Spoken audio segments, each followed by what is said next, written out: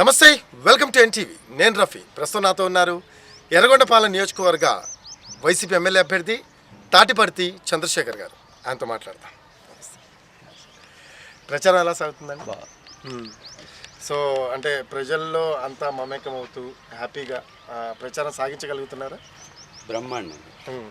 ప్రజలు పెద్ద ఎత్తున స్వాగతం పలుకుతున్నారు. ఎర్రగొండపాలెం అంటే వైఎస్ఆర్సీపీకి అభిమానం ఎక్కువ ఉన్నటువంటి గడ్డ. దీనికి ఇంకో పేరు కూడా ఉంది, మరో పులివెందుల. పులివెందుల్లో జగనన్న గారికి ఎంత అభిమాన గణం ఉంటుందో అంతకు మించిన అభిమాన గణం ఇక్కడ ఉంటుంది. ఎక్స్పెక్ట్ చేయొచ్చా సార్ మెజార్టీ? 100%. అంటే గెలుపు తథ్యమని ఫిక్స్ అయ్యారా? మాకున్నటువంటి అలవాటు ఏంటంటే జగనన్న ఇచ్చినటువంటి పథకాలని, అభివృద్ధి కార్యక్రమాలని చెప్పుకుంటూ వివరిస్తూ గత ప్రభుత్వాలు ఏ విధంగా వంచాయి, మా ప్రభుత్వం ఏ విధంగా అభివృద్ధిని సాధించింది అని చెప్పుకుంటూ ముందుకు వెళ్తున్నాం. కాబట్టి ఇక్కడ ఉన్నటువంటి ప్రజలకి పెద్ద ఎత్తున సంక్షేమ ఫలాలు అందాయి కాబట్టి వారందరూ మద్దతు తెలుపుతున్నారు.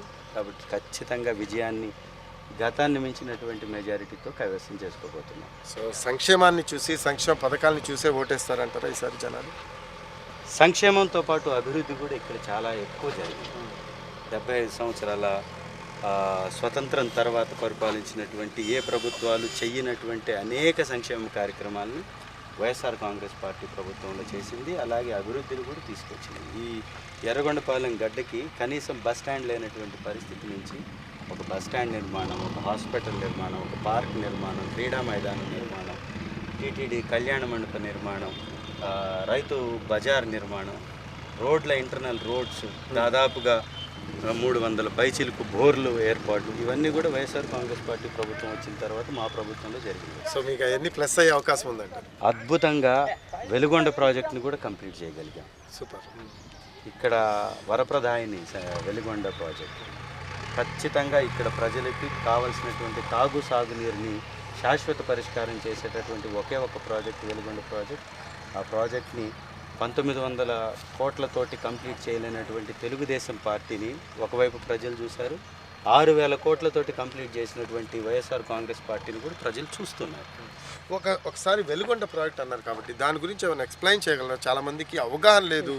అంటే అదేంటంటే ఇంకా ఓపెన్ అవ్వలేదు కాబట్టి నెక్స్ట్ వర్షం పడితే ఆటోమేటిక్గా దానికి సంబంధించిన క్లారిటీ చాలామందికి వస్తుంది.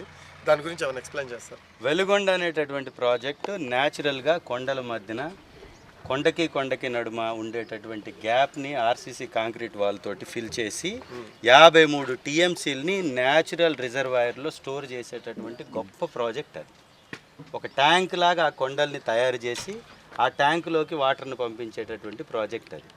దీన్ని పూల సుబ్బయ్య గారు ఎప్పుడో గుర్తించి ఈ కొండల నడుమ నీటిని కానీ పట్టుకొని ఈ యొక్క గ్రామాలకు కానీ సప్లై చేయగలిగితే ఇక్కడ సస్యశ్యామలం అవుతుంది, తాగు సాగునీటి సమస్య సంపూర్ణంగా పరిష్కరించవచ్చని వారు నమ్మారు. కాబట్టి ఆ ప్రాజెక్టు మీద అలుపెరంగిన పోరాటం చేశారు. ఇక్కడ ప్రజల యొక్క కళ అది. ఎన్నో సంవత్సరాల నుంచి వారు కన్నటువంటి కళల్ని దివంగత మహానేత రాజశేఖర రెడ్డి గారు దాన్ని గుర్తించి ఇక్కడ అంతకుముందు అనేకులు శంకుస్థాపనలు చేసినా కూడా చంద్రబాబు నాయుడు 2 సార్లు శంకుస్థాపన చేశారు. వారు చేసినప్పుడు 1900 కోట్లతోటి ప్రాజెక్టు మొత్తం ముగిసేది. ఆ తర్వాత కొబ్బరికాయకే పరిమితం అయ్యేటటువంటి చంద్రబాబు నాయుడు అదే విధంగా చేశాడు. ఆ తర్వాత ఈ ప్రాజెక్ట్ని పట్టించుకోలేదు. రాజశేఖర్ రెడ్డి గారు వచ్చిన తర్వాత ఈ ప్రాజెక్టుని శంకుస్థాపనతో పాటు పని మొదలుపెట్టాడు. ఒక టన్నల్ ఏదైతే శ్రీశైలం నుంచి వాటర్ని తీసుకొచ్చేటటువంటి టన్నల్లో ఒక ముఖ్యమైనటువంటి టన్నల్ని దాదాపు 11 కిలోమీటర్లు కంప్లీట్ చేశారు. పర్యావరణ అనుమతులు తీసుకొచ్చి డిజైన్ రాజశేఖర రెడ్డి గారి హయాంలో జరిగింది. రాజశేఖర్ రెడ్డి గారు ఆ రోజుల్లో ఒకే ఒక 5 సంవత్సరాల కాలంలో ఒక టన్నల్ని 11 కిలోమీటర్లు కంప్లీట్ చేయడంతో పాటు అన్ని అనుమతులు తీసుకొచ్చి పర్యావరణానికి ఏ విధంగా ముప్పు రాకుండా అక్కడ ఉన్నటువంటి వాళ్ళకి ఏ విధంగా వేరే ప్రాంతాలకు తరలించాలి ఇవంతా చేసిన తర్వాత ప్రాజెక్ట్ని కంప్లీట్ చేయలేకపోయారు. కానీ 11.5 కిలోమీటర్ల వారు కంప్లీట్ చేశారు. తర్వాత వచ్చినటువంటి చంద్రబాబు నాయుడు ప్రభుత్వం 2 టన్నెల్స్కి కొబ్బరికాయలు కొడుతుంది. మళ్ళీ కొట్టిన తర్వాత దాన్ని కంప్లీట్ చేయరు. 5 సంవత్సరాలు కాలయాపన చేస్తారు. స్టోరేజ్ ట్యాంక్లో కానీ ఈ వాటర్ని తీసుకొచ్చేటటువంటి ఆ కెనాల్స్లో కానీ వర్క్ని కంప్లీట్ చేయలేదు. కేవలం 2 టన్నెల్స్లో 4.5 కిలోమీటర్లు మాత్రమే కంప్లీట్ చేశారు. ఇది మొత్తం కలిపి ఇది మొత్తం కలిపి 2 టన్నెల్స్, ఒకటి 18.6 కిలోమీటర్లు, ఇంకోటి 18.9 కిలోమీటర్లు. మొత్తం దాదాపు 37.5 కిలోమీటర్లు పొడవున్నటువంటి టన్నెల్స్ని రాజశేఖర రెడ్డి గారు ఆ రోజుల్లో 11.5 కిలోమీటర్లు చేస్తే, చంద్రబాబు నాయుడు కాలంలో ఈ 14 సంవత్సరాలు ఆయన పరిపాలించినటువంటి సమయం మొత్తంలో కలిపి చేసింది 4.5 కిలోమీటర్. అంటే శంకుస్థాపన ముందు కొట్టాడు, తర్వాత సార్ వచ్చినప్పుడు పని చేశాడు కాబట్టి ఇవన్నీ కలిపి కూడా ఆయన చేసింది 4.5 కిలోమీటర్ మాత్రమే చేయగలిగాడు. ఈరోజు మేము మా ప్రభుత్వం ద్వారా సంపూర్ణంగా 35.5 కిలోమీటర్ల పొడవు ఏదైతే 37.5 కిలోమీటర్ల పొడవు ఏదైతే ఉందో సంపూర్ణంగా గతంలో చేసింది కాకుండా కంప్లీట్ చేసాం. స్టోరేజ్ ట్యాంక్ని మొత్తాన్ని కూడా కంప్లీట్ చేసాం. ఇవాళ వర్షమే పడక్కర్లేదు.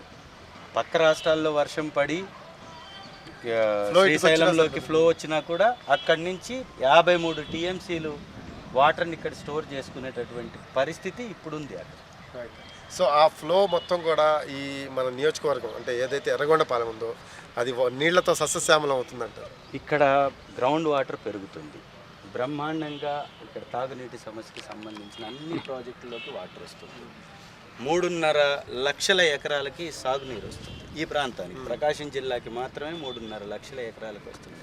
కడప, నెల్లూరు ఈ 3 జిల్లాలకు సంబంధించినటువంటి అన్నీ కలుపుకొని ఈ యొక్క ప్రాజెక్ట్ ద్వారా 4.7 లక్షల ఎకరాలకి సాగునీరు అందించబోతుంది. 15 లక్షల ఎకరాలకి తాగునీరు అందించబోతున్నటువంటి ప్రాజెక్ట్. చంద్రశేఖర్ గారు నియోజకవర్గంలో సర్దుకోగలిగారా ఇప్పుడు? చాలా బాగా. ఇక్కడ ఉన్నటువంటి ప్రజలకి ఎంత అనుబంధం ఏర్పడ్డదంటే నాకు వారికి మధ్యలో ఎక్కడికి వెళ్ళినా కూడా చెప్పకుండా వెళ్ళినా కానీ ఒక్క 5 మినిట్స్ టైంలో కనీసం 500 మంది పోగయ్యేటటువంటి పరిస్థితి. సిద్ధం సభకు వచ్చినప్పుడు కానీ, సీఎం గారు ఇక్కడికి వచ్చినప్పుడు కానీ ఎర్రగొండపాలెం నుంచి తరలి వచ్చినటువంటి అశేషమైన ప్రజలను చూసి సీఎం గారే అప్రిషియేట్ చేశారు. అయితే ఇప్పుడు సమీకరణాలు ఒకసారి చూసుకుంటే అండి, ప్రీవియస్ పోటీ చేసిన టీడీపీ అభ్యర్థి ఎవరైతే ఉన్నారో తను కాంగ్రెస్లోకి వెళ్ళడం జరిగింది. తర్వాత ఇప్పుడు కొత్త క్యాండిడేట్ ఎరిక్సన్ బాబు గారిని ఇక్కడ టీడీపీ తరఫున బరిలోకి దించారు. సో ఖచ్చితంగా ఆయనకంటూ కొంత అనుచర వర్గం ఉంటుంది టీడీపీలో వాళ్ళకి సంబంధించి. సో వాళ్ళ వల్ల ఏమన్నా ఓట్లు చీలే అవకాశం ఉందని ఏమన్నా మీకు అంటే ఏమన్నా రిపోర్ట్స్ ఉన్నాయా దానికి సంబంధించి? తెలుగుదేశం పార్టీలో 3 గ్రూపులు ఉన్నాయి. ఈ 3 గ్రూపులు కూడా ఎవరికి వాళ్ళుగా వాళ్ళ వర్గాన్ని పెంచి పోషించినటువంటి పరిస్థితి తెలుగుదేశం పార్టీలో ఉంది. అజితారావు గారు అనేటటువంటి తెలుగుదేశం పోటీ చేసినటువంటి అభ్యర్థి ఇవాళ కాంగ్రెస్ పార్టీలో పోటీ చేస్తున్నారు. కాబట్టి ఖచ్చితంగా ఏదైనా తెలుగుదేశం ఓట్లు చీలుతాయి తప్ప వేరే పార్టీలో ఓట్లు చీలే అవకాశం లేదు. దానివల్ల అయితే ఎటువంటి ఇబ్బంది లేదు. మాకు ఎలాంటి ఇబ్బంది లేదు. కొత్తగా ఒక వాదన తెర మీదకి తెస్తున్నారు, లోకల్ నాన్ లోకల్ అని. మీరేమో నాన్ లోకల్ అంటున్నారు, వాస్తవేనా ఇది? నేను ఇక్కడ ఓటర్ని, ఇక్కడ స్థిర నివాసాన్ని ఏర్పాటు చేసుకొని ఇక్కడే ఉంటున్నటువంటి వ్యక్తి. గతంలో పరిపాలించినటువంటి వాళ్ళు కానీ, ఇప్పుడు పోటీలో ఉన్నటువంటి వాళ్ళు కానీ మార్కాపురం నుంచి ఇక్కడికి వస్తారు తప్ప ఇక్కడే నివాసం ఉండి రాజకీయం చేసినటువంటి చరిత్ర ఇక్కడ నాయకులకి లేనేలేదు. మరీ ముఖ్యంగా 3 సంవత్సరాల ముందు నుంచి ఇక్కడ ఉన్నటువంటి ఎరిక్సన్ బాబు గారు ఈ రోజు వరకు కూడా ఇక్కడ నివాసాన్ని ఏర్పాటు చేసుకోలేదు. గెస్ట్ లాగా వచ్చి వెళ్తుంటారు. నేను 3 నెలల్లో ఇక్కడ నివాసాన్ని ఏర్పాటు చేసుకున్నాను, ఇక్కడే ఉంటున్నాను. నా ఓటు ఇక్కడ ఉంది, నా ఆధార్ కార్డు ఇక్కడ ఉంది. నేను లోకల్ అవుతాను, వాడు నాన్ లోకల్ అవుతాను. రైట్. ఇక రాజకీయ ప్రస్థానం మనం చూసుకున్నామండి. ఒక బిజినెస్ పర్సన్ మీరు. వై పాలిటిక్స్, అది కూడా ప్రస్తుతం ఎర్రగొండపాలెం. వై ఎర్రగొండపాలెం అంటే ఏం చెప్తారు?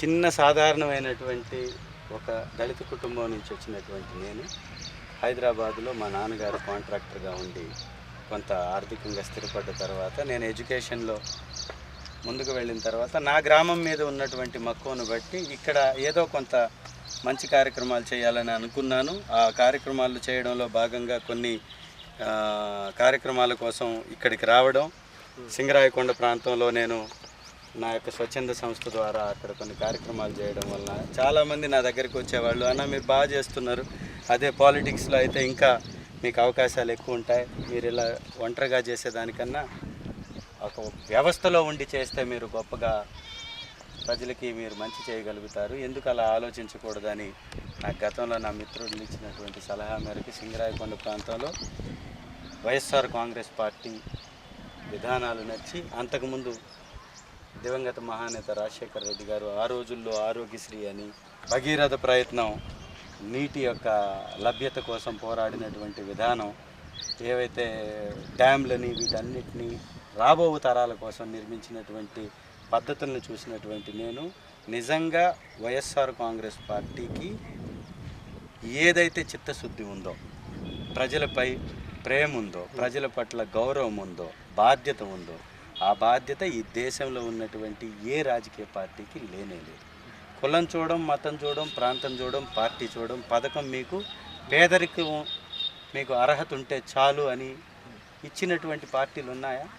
కొన్ని కులాల మీద రాజకీయం, కొన్ని మతాల మీద రాజకీయం, కొన్ని ప్రాంతాలను అడ్డం పెట్టుకుని రాజకీయం. ఇది రాజకీయ పార్టీల యొక్క వారి విధానాలు. అయితే వైఎస్ఆర్ కాంగ్రెస్ పార్టీ జెండాకు ఉన్నటువంటి అజెండా ఒకటే, పేదలు లేకుండా ఉండే ఆంధ్ర రాష్ట్రాన్ని నిర్మించటమే మా ప్రధాన లక్ష్యం. అది మా నాయకులు బ్రహ్మాండంగా కొనసాగిస్తున్నారు. కాబట్టి ఇవాళ జిఎస్డిపి ఏపీ రాష్ట్రానికి దేశంలో కన్నా అత్యంత ఎక్కువ స్థానంలో ఉంది. 11.4% తోటి ఏపీ రాష్ట్రం నంబర్ 1. మరి ఎందుకంటే అభివృద్ధి లేదు అనేది ఒక వాదన తెర మీదకి తెస్తున్నారు. మీ ప్రత్యర్థి కూడా దీనికి సంబంధించి చాలా సందర్భాల్లో చెప్పిన పరిస్థితిని కూడా మనం గమనించాం. ఏం చెప్తారు మీరు దీనికి సంబంధించి? అభివృద్ధి లేదు అని చెప్పేటటువంటి వాళ్ళకి జిఎస్డిపి ఏ ప్రామాణికంగా పెరుగుతుందో తెలుసుకోవాల్సినటువంటి అవసరం ఉంది. జిఎస్డిపి ఏపీది ఈ దేశ జిఎస్డిపి కన్నా ఎక్కువ ఎందుకుందో చెప్పాల్సినటువంటి అవసరం ఉంది. ఐటీ కంపెనీలు మా 5 సంవత్సరాల్లో వచ్చినటువంటి సంఖ్యని వాళ్ళు ఒకసారి చూసుకోవాల్సినటువంటి అవసరం ఉంది. దాంతోపాటుగా వ్యవసాయ రంగానికి కావాల్సినటువంటి రైతు భరోసా కేంద్రాలని గ్రామాలలో కట్టడం వలన గ్రామాలలో ఉండేటటువంటి రైతులకి ఎంత లాభం జరిగి ఈ యొక్క పంట దిగుబడి పెరిగిందో ఒకసారి గమనించాలి. దేశంలోనే అత్యధికంగా పంటని పండిస్తున్నటువంటి రాష్ట్రాల్లో నంబర్ 1 రాష్ట్రంలో ఉన్న ఏపీ ఎందుకు వెనకబడిపోయింది గత పరిపాలకుల పరిపాలనలో? ఒక్కసారి గమనించుకోవాలి. ఇవాళ విత్తనం దగ్గర నుంచి పంట కొనుగోలు దాకా నాణ్యమైన విత్తనాన్ని వాళ్ళ గ్రామంలో వాళ్ళ ఇంటికి తీసుకెళ్ళిస్తున్నటువంటి ప్రభుత్వం మాది. గతంలో అది జరగలేదు కాబట్టి రైతులు ఆత్మహత్యలు చేసుకున్నారు, రైతులు నష్టపోయారు, రైతులు వ్యవసాయాన్ని వదిలేశారు. ఇవాళ వ్యవసాయం చేసుకోవటం కోసం రైతు భరోసా పేరుతోటి 15,000 రూపాయలు ఇస్తూ ఇప్పుడు మళ్ళీ 17,000కి దాన్ని పెంచడం జరిగింది. దీని ద్వారా వ్యవసాయ రంగం పెరిగింది, పశు సంపద పెరుగుతుంది, పాల ఉత్పత్తి పెరుగుతుంది. ఈ విధానాలన్నీ తీసుకురావడం వలన రాష్ట్రంలో ఉన్నటువంటి ప్రతి ఒక్క కుటుంబం ఆర్థికంగా బలపడుతుంది. కాబట్టే తలసరి ఆదాయం కూడా పెరిగినటువంటి గణాంకాలు ఆర్బీఐ రికార్డ్స్ ప్రకారం నమోదయ్యాయి. ఇవన్నీ ఎవరు చెరిపివేయలేనటువంటి మీరు అనే దాని ప్రకారం ఒక ప్రణాళికాబద్ధంగా వెళ్తున్నారు కాబట్టి ఖచ్చితంగా అన్నీ కూడా సౌకర్యవంతంగా అభివృద్ధి పరంగా దూసుకెళ్తున్నాయి అంటారు. అవును, రైట్. ఇక ఇండస్ట్రీస్ విషయంలో కూడా అతి తక్కువ ప్లేస్ని అలాట్ చేసి ఎక్కువ కంపెనీలను సాధించినటువంటి రాష్ట్రం కూడా ఏపీ రాష్ట్రమే. జాతీయ రహదారుల్లో కూడా ఏపీ రాష్ట్రం గత 5 సంవత్సరాల్లో సాధించినంత ప్రగతి, తెచ్చినన్ని రోడ్ల నిర్మాణం వేరే రాష్ట్రంలో ఎక్కడా జరగలేదు. ఉత్తరప్రదేశ్ అట్లాంటి చోట్ల కూడా వెనకబడిపోయారు ఏపీ రాష్ట్రంతో పోటీ పడితే. సంక్షేమంలో పెన్షన్స్ ఇవాళ కూడా దేశంలో ప్రధానమంత్రి గారు ఆహో ఓహో అనుకుంటున్నటువంటి బీజేపీ పార్టీ కూడా తెలుగుదేశంతో ఇక్కడ కలిసింది. వారు సమాధానం చెప్పాల్సింది ఏంటంటే 750 రూపాయలు పెన్షన్ ఇచ్చేటటువంటి రాష్ట్రాలు మన దేశంలో ఈరోజు కూడా ఉన్నాయి. మరి 3,000 ఇస్తున్నటువంటి ఏపీ రాష్ట్రంతో మీరు ఎలా పోటీపడి ఎలా మీరు వైఎస్ఆర్ కాంగ్రెస్ పార్టీని విమర్శిస్తారో చెప్పాల్సినటువంటి అవసరం ఉంది. 66,48,000 మందికి మేము ఉజ్జాయింపుగా ఇక్కడ పెన్షన్లు 3,000 రూపాయలలాగా అందిస్తున్నాం. 24,000 కోట్లు ఖర్చు చేశాం. మా ఏపీ రాష్ట్రంతో పోల్చుకునేటటువంటి స్థాయిలో ఏ రాష్ట్రం కూడా లేదు. 2వ స్థానంలో ఉన్నటువంటి తెలంగాణ రాష్ట్రం 12,000 కోట్లతోటి ద్వితీయ స్థానంలో ఉంది. అంటే దాని అర్థం ఏంటి? బీజేపీ పరిపాలిస్తున్నటువంటి రాష్ట్రాలు కానీ ఈ దేశంలో ఇంకా వేరే పార్టీలు పరిపాలిస్తున్నటువంటి రాష్ట్రాల కన్నా అత్యధికమైనటువంటి స్థాయిలో సామాజిక ఈ పథకాల మీద ఖర్చు చేస్తున్నటువంటి పార్టీ ప్రభుత్వం వైఎస్ఆర్ కాంగ్రెస్ పార్టీ ప్రభుత్వాన్ని. మీరు ఎక్స్పెక్ట్ చేశారండి ఎర్రగొండపాలెం టికెట్ మీకు ఇస్తారు అని? ఎందుకంటే చాలా మందికి డౌట్ ఉంది, దాని క్లారిఫికేషన్ కోసం. నేను జగనన్న సైనికుడిని. జగనన్న నాకు ఎక్కడ చెప్తే అక్కడ వెళ్ళేసి నిలబడి పని చేయటం నా విధానం. ఎర్రగొండపాలెం ఇచ్చారు కాబట్టి ఎర్రగొండపాలెం వచ్చాము. నేను ఇక్కడికి వచ్చిన తర్వాత నాకు తెలిసింది ఏంటంటే ఆ భగవంతుడు జగన్ అన్న సరైనటువంటి ప్రాంతానికి నన్ను పంపించాడు. నిజంగా ఏదన్నా చెయ్యాలి మనం సమాజానికి అంటే ఇలా వెనకబడినటువంటి ఈ ప్రాంతానికే చెయ్యాలి. ఇక్కడ మంచి ప్రజలు ఉన్నారు, అభిమానులు ఉన్నారు, వీరికి చేయకపోతే ఇంకెవరికి చేయాలి అనే విధంగా ఈ యొక్క ఎర్రగొండపాలెం ప్రాంతం ఉంది. ఉపాధి ఏర్పాటు చేయాల్సినటువంటి అవసరం ఉంది. యువత చాలా పెద్ద ఎత్తున యువత ఇక్కడ ఉన్నారు. యువతకి ఇక్కడ ఉపాధి ఏర్పాటు చేయడానికి వ్యవసాయ ఆధారిత వ్యవస్థల్ని ఏర్పాటు చేయాలి. ఈ చుట్టుపక్కల ఉన్నటువంటి ప్రాంతాలకు పోవడానికి కావలసిన రోడ్డు నిర్మాణాలు జరగాలి. వాటర్ కావాల్సిన తాగునీటికి కావాల్సినటువంటి వాటర్ సప్లైకి సంబంధించిన వ్యవస్థలను ఏర్పాటు చేయాలి. ఇవన్నీ చేయాలంటే చిత్తశుద్ధితో పనిచేసేటటువంటి పార్టీ కావాలి, నాయకుడు కావాలి. ఆ విధంగా ఖచ్చితంగా ఇది నాకు అదృష్టంగా భావిస్తున్నా. ఇక్కడ ప్రజలకి సేవ చేసుకునేటటువంటి అవకాశం వచ్చింది. ఒక నాయకుడిగా కాకుండా ప్రజలకు ఒక సేవకుడిగా ఇక్కడ పనిచేసి పెడతాం. ఇంకా అభివృద్ధి పరంగా చూసుకుందామండి. ఎర్రగొండపాలెం అభివృద్ధికి నోచుకోలేదు అనేది ప్రధానంగా ప్రతిపక్షాలు ఆరోపిస్తున్నాయి. దీని మీద మీ సమాధానం ఏంటి? ఎర్రగొండపాలెంలో జరిగినటువంటి అభివృద్ధిని ఎవరన్నా తెలుసుకోవాలంటే ఒక చర్చా వేదిక లేదా ఎవరినైనా తీసుకురండి. వైఎస్ఆర్ కాంగ్రెస్ పార్టీ వచ్చిన తర్వాత ఎంతటి అభివృద్ధి ఎర్రగొండపాలెంలో సాధించిందో చెప్పడానికి, చూపించడానికి మేము సిద్ధం. తెలుగుదేశం అనేటటువంటి పార్టీ అధికారంలోకి వచ్చినప్పుడు ఇక్కడ ప్రాంత ప్రజల యొక్క మంచిని, అభివృద్ధిని వదిలేసి మట్టి, నీరు, చెట్టు ఈ పేరుతోటి కోట్లు దండుకున్నటువంటి వైనం ఇక్కడ ప్రాంత ప్రజలందరికీ తెలుసు. కాబట్టే ఇక్కడ ప్రజలు ఎవరు కూడా తెలుగుదేశాన్ని ఆహ్వానించారు. ఇది వాస్తవం. రెండవది, వెలుగొండ అనేటటువంటి ప్రాజెక్టులోనే మా చిత్తశుద్ధి కనపడుతుంది. Clear cut. అక్కడ దానితోటి పోటీపడి మాట్లాడగలిగేటటువంటి సత్తా స్థాయి ఎవరికన్నా ఉంటే ఒకసారి మాట్లాడమనండి.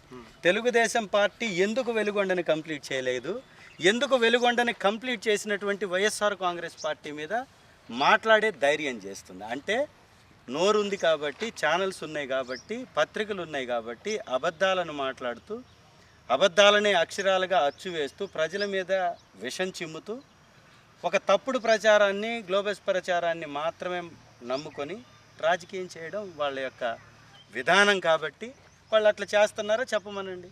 అభివృద్ధి అంటే తాగునీటికి సంబంధించినటువంటి వ్యవస్థని ఏర్పాటు చేయటం. ఎందుకు తెలుగుదేశం అభివృద్ధి చేయలేకపోయింది ఆ వ్యవస్థని? మా ద్వారా జరిగినటువంటి అభివృద్ధిని ఎందుకు వక్రీకరించి మాట్లాడుతున్నారు? ఇది చెప్పాల్సినటువంటి. మీరు చెప్పారు అభివృద్ధి అని. నీళ్లు, నిధులు, నియామకాలు ప్రతి నియోజకవర్గానికి కూడా అభివృద్ధికి దోహదపడే పాయింట్స్ ఇవ్వండి.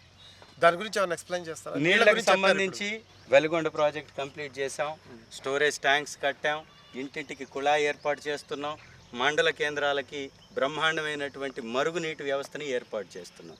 నియామకాల విషయంలో 1,35,000 ఉద్యోగాల్ని, సచివాలయ ఉద్యోగుల్ని నియమించినటువంటి చరిత్ర మాది.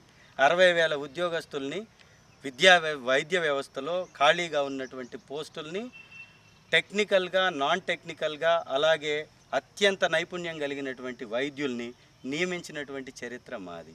ఆర్టీసీ కార్మికుల్ని 55,000 మందిని ప్రభుత్వ ఉద్యోగులుగా చేసినటువంటి చరిత్ర మాది. 7,000 పైచిలుకు ఉద్యోగస్తుల్ని మేము పోలీస్ వ్యవస్థలో, న్యాయ వ్యవస్థలో నియమించినటువంటి చరిత్ర మాది. మరి 2,70,000 పైచిలుకు ఉద్యోగాలు ఇచ్చినటువంటి, ప్రభుత్వ ఉద్యోగాలు ఇచ్చినటువంటి ప్రభుత్వాన్ని, పార్టీని మాట్లాడుతున్నటువంటి తెలుగుదేశం 30,000 ఉద్యోగాలు ఇచ్చింది. వారి యొక్క 2014 నుంచి 19 కాలంలో చేసింది. ఎవరు నియామకాలు చేశారు? ఇవి కాకుండా 2,65,000 మందిని వాలంటీర్లుగా నియమించి సమాజానికి సేవ చేసే అవకాశం ఇచ్చాం. నిరుద్యోగులకి ఎంతో కొంత నిరుద్యోగ భృతి కింద వాళ్ళకు ఉపయోగపడేలాగా చేసాం. వితంతువులు, ఎవరైతే తక్కువ సమయంలో భర్తను కోల్పోయినటువంటి కుటుంబాలు ఉంటాయి, ఎంతో కొంత ఆర్థిక సహాయం, సమాజానికి సేవ చేసే అవకాశం వారికి కూడా వాలంటీర్ వ్యవస్థ ద్వారా ఇచ్చాం. నియామకాల విషయంలో బ్రహ్మాండంగా చేసినటువంటి ప్రభుత్వం, గత చరిత్రలో లేనటువంటి విధంగా చేసిన ప్రభుత్వం మాది, వైఎస్ఆర్ కాంగ్రెస్. మీ నియోజకవర్గానికి ఇంకొకటిది జరిగిన లబ్ధి ఏంటి అంటే నియామకాల విషయంలో? ఇక్కడ వాలంటీర్లుగా పక్కన పెడితే సచివాలయాల్లో వచ్చినటువంటి ప్రతి ఉద్యోగము ఇక్కడ స్థానిక యువకుడికే దక్కింది, స్థానికులకే దక్కింది. ఇవన్నీ వారికి దక్కినటువంటి ఒక గొప్ప అవకాశం. రెండవది, నిధులు కూడా మీరు చెప్పారు. నిధులు కేటాయింపు ఎంతగా జరిగింది ఎర్రగొండపాలెంలో అంటే 2,06,000 మంది ఓటర్లు ఉన్నటువంటి ఇక్కడ 1,86,000 మందికి సంక్షేమ పథకాలు అందాయి. ఒక్కొక్కరికి ₹1,00,000 నుంచి 15 లక్షల వరకు లబ్ధి జరిగినటువంటి చరిత్ర మాది.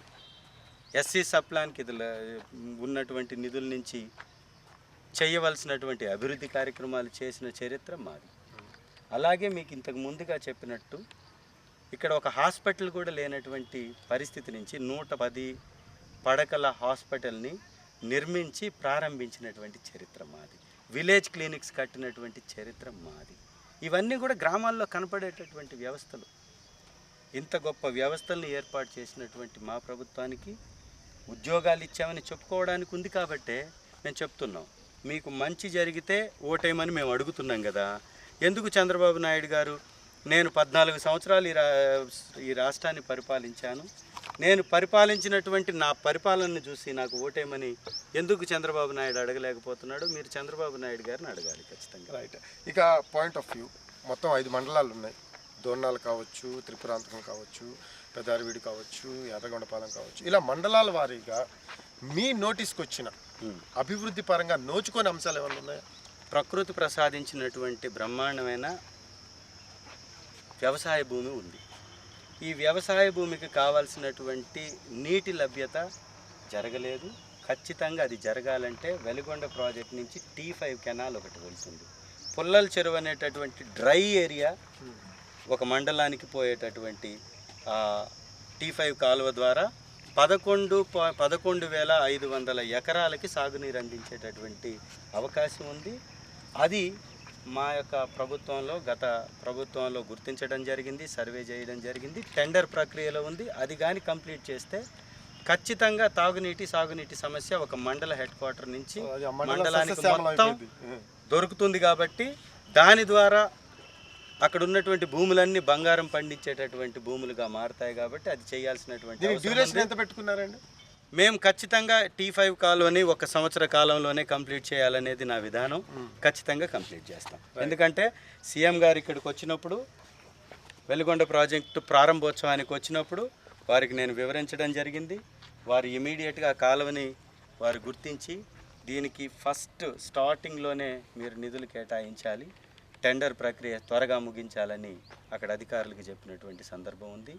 అలాగే వరికిపూడి శిల దానికి సంబంధించినటువంటి ఒక బ్రాంచ్లో కూడా లిఫ్ట్ ఇరిగేషన్ ద్వారా వచ్చేటటువంటి దాని ద్వారా కూడా 10,500 ఎకరాలకి వాటర్ సప్లై జరగబోతుంది. అంటే ఈ రెండు కూడా అదనంగా మనకి ఉపయోగపడేటటువంటి ప్రాజెక్ట్స్. దీంతో పాటుగా ఇక్కడ త్రిపురాంతకం టెంపుల్ ఉంది, చాలా ఫేమస్ టెంపుల్. ఆ త్రిపురాంతకం టెంపుల్ని ఎర్రగొండపాలెన్ని కలిపేటటువంటి రోడ్డు మార్గంకి మధ్యలో సాగర్ కెనాల్ ఉంది. ఆ సాగర్ కెనాల్ మీద ఎప్పుడో పురాతనంగా కట్టినటువంటి ఒక బ్రిడ్జ్ ఉంది. ఆ బ్రిడ్జ్ నిర్మాణాన్ని కంప్లీట్ చేస్తే కనెక్టివిటీ పెరుగుతుంది. కాబట్టి అద్భుతమైనటువంటి రవాణా వ్యవస్థ ఏర్పడడం వల్ల ఇక్కడ పండేటటువంటి మిర్చి కానీ, పత్తి కానీ, పొగాకు కానీ ఇతర ప్రాంతాలకు మనం తరలించుకునే అవకాశం ఉంటుంది. దాంతోపాటు దాని మీద ఆధారపడేటటువంటి వ్యవస్థల్ని, గోడౌన్లని, కంపెనీస్ని ఇక్కడ ఏర్పాటు చేస్తే ఇక్కడ ఉన్నటువంటి యువతకి ఉపాధి దొరికేటటువంటి అవకాశం ఉంది. దాంతోపాటుగా ఇక్కడ కోల్డ్ స్టోరేజెస్ని ఏర్పాటు చేయాలి. ఇక్కడి నుంచి వలసలు ఎంతమంది ఉన్నారో తెలుసా సార్? 30,000 మంది ఓటర్లు వలస వెళ్ళినటువంటి వాళ్ళు ఈ యొక్క ఎర్రగొండపాలెంలో ఉన్నారు. గతంలో ఇది 90,000 సంఖ్యలో ఉండేది కాస్త ఇప్పుడు తగ్గుముఖం పడుతూ 30,000కి వచ్చి కేవలం 5 సంవత్సరాల కాలంలో. ఎస్.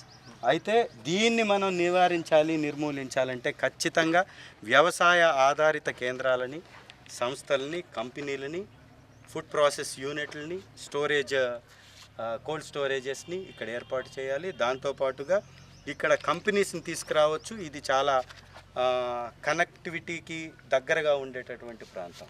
కర్నూలు కానీ, బెంగళూరు కానీ, చెన్నై కానీ, హైదరాబాద్ కానీ, విజయవాడకి కానీ మధ్యస్థంగా ఉంటుంది ఈ ప్రాంతం. ఇక్కడి నుంచి హైదరాబాద్కి 240 కిలోమీటర్లు, అంటే దాదాపు 3.5 గంటల ప్రయాణం. ఇట్లాగే 4 గంటల ప్రయాణంలో మనం బెంగళూరుని చేరుకోవచ్చు, చెన్నైని చేరుకోవచ్చు. సో ఇక్కడ ల్యాండ్ బ్యాంక్ ఎక్కువ ఉంది. ఓకే. ఆ ల్యాండ్ బ్యాంక్ ఎక్కువ ఉండడం వల్ల కంపెనీలను ఏర్పాటు చేసే వాళ్ళకి తక్కువ మోతాదులో, తక్కువ రేట్లో ఇక్కడ ల్యాండ్ దొరికేటటువంటి అవకాశం ఉంది. గవర్నమెంట్ ద్వారా కూడా సబ్సిడీలు ఇప్పించి ఇక్కడ ఏర్పాటు చేస్తాం. ఆ ఏర్పాటు చేయడం వల్ల ఇక్కడ యువతకు ఉపాధి దొరుకుతుంది. సో పూర్తిగా అభివృద్ధి పరంగా చేయాల్సిన అంశాల మీద పూర్తిగా క్లారిటీగా ఉన్నారు మొత్తం మీద అయితే. ఖచ్చితంగా. కమింగ్ టు ఇది ఎస్సీ రిజర్వ్డ్ అండి. సో యాజ్ ఏ ఎస్సీగా ఎస్సీలకి ఏం చేస్తారు చంద్రశేఖర్ అంటే ఏం చెప్తారు? ఖచ్చితంగా ఒక ఎస్సీ కుటుంబం నుంచి వచ్చినటువంటి ఒక సాధారణ కుటుంబ బిడ్డగా నేను అనుభవించినటువంటి, నేను ఎదుర్కొన్నటువంటి, నా కుటుంబంలో నేను చూసినటువంటి ఈ సమస్యలన్నీ కూడా ఇక్కడున్న ప్రతి కుటుంబంలో ఉండేటటువంటి సమస్యలు. ఆ సమస్యలు పరిష్కరించడమే నా ప్రధాన లక్ష్యం. ఆర్థికంగా, విద్యాపరంగా వారిని ఆదుకోవటమే దానికి పరిష్కారం. కాబట్టి ఆ వైపుగా నియామకాల విషయంలో కానీ, నిధుల విషయంలో కానీ మీరు చెప్పినట్లుగా ఇక్కడ ఆ ఫండ్స్ని నేను నాకున్నటువంటి పరిచయాలను బట్టి, ఈ ఎర్రగొండపాలెం నియోజకవర్గం మీద గౌరవ ముఖ్యమంత్రి గారికి ఉన్నటువంటి ప్రేమను బట్టి, ఇక్కడ ఎంపీగా పోటీ చేస్తున్నటువంటి చెవిరెడ్డి భాస్కర్ రెడ్డి గారిని బట్టి, వారికి సీఎం గారితో ఉన్నటువంటి ఆ అనుబంధాన్ని బట్టి ఇక్కడికి నిధులు తీసుకువస్తాం. ఖచ్చితంగా ఇక్కడ పిల్లలకి ఉపాధి ఇస్తాం.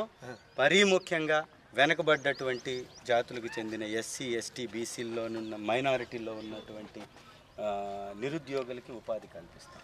అలాగే ఎస్సీలకు ఎదుర్కొంటున్నటువంటి అనేక సమస్యలు ఉన్నాయి. మరుగునీటి కాలువల నిర్మాణం చేయవలసి ఉంది ఎస్సీ పల్లెల్లో. దాంతోపాటు రోడ్ల నిర్మాణం చేయవలసిన అవసరం ఉంది. చాలామంది ఇళ్ళు లేని పేదలు ఇంకా కూడా ఉన్నారు. 25 లక్షల ఇంటి నిర్మాణాలు ఈ రాష్ట్రంలో జరిగినా కూడా ఇంకా ఇళ్ళు లేని నిరుపేదలు ఉన్నారు. అలాంటి వారిని అందరినీ కలెక్ట్ చేస్తూ వస్తున్నాం. వాళ్ళ డేటాని ఆ కలెక్ట్ చేసినటువంటి డేటాకి అనుకూలంగా ఇక్కడ ఎక్కడ ఖాళీ స్థలాలు ఉన్నాయో చూసి వాళ్ళు ఉండడానికి స్థిర నివాసాలు ఏర్పాటు చేసుకోవడానికి కావాల్సినటువంటి వెంచర్స్ని ఏర్పాటు చేసి ప్రభుత్వం ద్వారా వాళ్ళకి ఇచ్చేటటువంటి ప్రయత్నం చేస్తాం. ఆర్థికంగా ఎదగడానికి కావాల్సినటువంటి స్కిల్ని నైపుణ్యాన్ని పెంపొందించేటటువంటి వ్యవస్థని మా మేనిఫెస్టో ద్వారా ఏర్పాటు చేస్తామని గౌరవ ముఖ్యమంత్రి గారు చెప్పడం జరిగింది. ఆ వ్యవస్థని ఇక్కడ ఏర్పాటు చేసి ఈ దేశంలోనే కాదు ప్రపంచంలో ఉన్నటువంటి అనేక అంశాల మీద వారికి నైపుణ్యాన్ని ఇచ్చి అక్కడ ఉన్నటువంటి కంపెనీస్కి వీళ్ళని పంపించేటటువంటి ఉపాధి అవకాశాల వైజ్ ఎస్సీస్ కోసం బాగా తోడ్పాటును అందిస్తారు. ఇక కమింగ్ టు ముస్లిమ్స్ అండి, మైనార్టీస్ మీ వైపే ఉన్నారా అంటే ఏం చెప్తారు? ఖచ్చితంగా మా వైపే ఉన్నాము. ఎందుకంటామంటే ముస్లింలను వంచినటువంటి పార్టీ ఏదన్నా ఉంది అంటే అది తెలుగుదేశం పార్టీ, బీజేపీ పార్టీ. ఒక్కసారి చరిత్రను కానీ చూసుకొని ఉంటే 4% రిజర్వేషన్ ఇచ్చినటువంటి చరిత్ర వైఎస్ గారి కుటుంబానికే దక్కుతుంది. ఆ ప్రేమ వారి గుండెల్లో ఈ రోజు వరకు చిరస్థాయిగా నిలబడిపోయింది. ఇవాళ కొన్ని ఏవైతే మన జత కట్టినటువంటి పార్టీలు ఉన్నాయో ఈ పార్టీలన్నీ కూడా అధికారంలోకి వస్తే రిజర్వేషన్ తీసేస్తాను అన్నట్టుగా ప్రచారం కూడా జరిగింది. సో ఇవన్నీ ముస్లింలని ఇబ్బంది పెట్టేటటువంటి అంశాలు. కాబట్టి ముస్లింలకి రిజర్వేషన్ ఇచ్చినా, వారిని గౌరవించినా, ఇమాంలకి లేదా మసీద్లకి స్థలాలు కేటాయించినా, వారిని గౌరవించినా అది వైఎస్ఆర్ కాంగ్రెస్ పార్టీయే చేసింది తప్ప మరే ఇతరత్ర పార్టీ చేయలేదు. కాబట్టి ముస్లింల మద్దతు ఖచ్చితంగా మా వైపే ఉంది. ఫైనల్గా చంద్రశేఖర్కి ఓటు ఎందుకు వేయాలి ఎర్రగొండపాలెంలో అంటే ఏం చెప్తారు? చంద్రశేఖరు ఒక సామాన్యుడు, మీ కుటుంబంలో నుంచి వచ్చినటువంటి ఒక వ్యక్తి, నిరుపేద వ్యక్తి, కుటుంబంలో ఉన్నటువంటి ఇబ్బందుల్ని, బాధల్ని అన్నీ చూసినటువంటి వ్యక్తి, ఏ యొక్క లాభాన్ని ఆశించకుండా మీకు సేవ చేసేటటువంటి మీ యొక్క సేవకుడు. ఒకసారి వెనక్కి తిరిగి చరిత్ర చూసుకోవాలి. పోటీలో ఉన్నటువంటి వ్యక్తులు ఒకసారి పోటీ చేసి ఓడిపోతే కనపడకుండా పారిపోయినటువంటి క్యాండిడేట్స్ కొంతమంది కేవలం ఎలక్షన్స్ అప్పుడు కనపడతారు. నెల రోజులు ప్రచారం చేస్తారు, ఓడిపోతే దరిదాపుల్లో కూడా కనపడరు. కాంగ్రెస్ నుంచి పోటీ చేస్తున్నటువంటి అజితారావు గారి యొక్క కుటుంబం గతంలో 2 సార్లు ఇక్కడ పోటీ చేసినా వారు ఎప్పుడు ఇక్కడ స్థిర నివాసాన్ని ఏర్పాటు చేసుకోవాలి. గూడూరు ఎరిక్షన్ బాబు తెలుగుదేశం పార్టీ అభ్యర్థిగా 3 సంవత్సరాల నుంచి నేను ఉన్నాను, నేను మీకు అభివృద్ధిని ఇస్తానని చెప్తున్నటువంటి గూడూరు ఎరిక్షన్ బాబుకి ఇక్కడ ప్రేమ లేదు అనేది అర్థం చేసుకోవాలంటే ఇక్కడ వారికి నివాసమే లేదు. ఇక్కడ 3 నెలల్లో వచ్చినటువంటి నేను 3 నెలల్లో ఎన్ని కుటుంబాలను టచ్ చేశానో, ఎంతమంది గడపల్లోకి వెళ్ళానో, ఎంతమందిని కలుసుకున్నానో, ఎంతమంది యొక్క దాహానికి సంబంధించిన నీటిని ఏర్పాటు చేశానో, ఎన్ని బోర్లు వేయించానో, ROF పట్టాలు ఎన్ని సాధించానో ఈ 3 నెలల్లో, ఈ 3 నెలల్లో నేను మొదలు పెట్టించినటువంటి రోడ్లు, దోర్నాల రోడ్డు, కొలుకుల రోడ్, పుల్లల చెరువు రోడ్డుకి సంబంధించినటువంటి ప్యాచ్ వర్క్ కంప్లీట్ చేయించడం, త్రిపురాంతానికి సంబంధించిన రోడ్డు యొక్క నిర్మాణానికి అనుమతులు తీసుకురావడం, దాదాపుగా ఈ ఎస్టీ తాండాలు, చెంచుగూడాలకు సంబంధించిన ప్రతి చోట కూడా ఎలక్ట్రిఫికేషన్ విద్యుత్ పోల్స్ని నిర్మాణం వేయించి కరెంట్ సప్లై ఇప్పించటం.